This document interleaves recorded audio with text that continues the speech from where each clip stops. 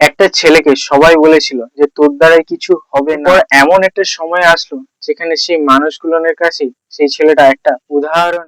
ছেলেটার স্বপ্ন ছিল অনেক বড় এবং ছেলেটার কাছে কোনো রকম টাকা পয়সাও ছিল না এবং সুযোগও ছিল না। কেউ উৎসাহ দেওয়ার মতো কোনো মানুষও ছিল না এবং সে প্রতিনিয়ত চেষ্টা করে যাচ্ছিল এবং বারবার ব্যর্থ হচ্ছিল এবং শেষে নিজে ভেঙে পড়লো এবং নিজেকে মনকে বোঝালো। সবাই হয়তো ঠিকই বলেছিল যে আমার দ্বারা কিছু হবে না। চুপ থাকার পর সে নিজেকে প্রশ্ন করলো, আমি যদি আজ হাল ছেড়ে দিই তাহলে এতদিনের সব রকম চেষ্টা পরিশ্রম সবকিছু ব্যর্থ হয়ে যায়। একটা প্রশ্নই তার জীবন বদলে সে মনকে বোঝালো যে ব্যর্থতা মানে শেষ নয়, ব্যর্থতা মানে আবার নতুন করে শুরু করার এক নতুন অধিকেই। সে আর মানুষজনের কথায় কান দিল না, সে নিজের লক্ষ্যের দিকে কাজ করতে লাগলো। গেল, মাস গেল, সময় গেল, সে কিন্তু কখনোই থামলো। হয়তো সফল সে যদি আগে যে সকল মানুষজন বলেছিল তোর দ্বারাই হবে না কিছু, তাদের কথা যদি সে শুনতো তাহলে সে আজ এই জায়গাতে পৌঁছাতে কখনোই। যারা বলেছিল যে তোর দ্বারাই কখনোই করাটা সম্ভব নয়, তারাই আজ তার সাফল্যের গল্প শোনায়। একটা কথা সবসময় মনে রেখো, চুপচাপ পরিশ্রম করে যাও,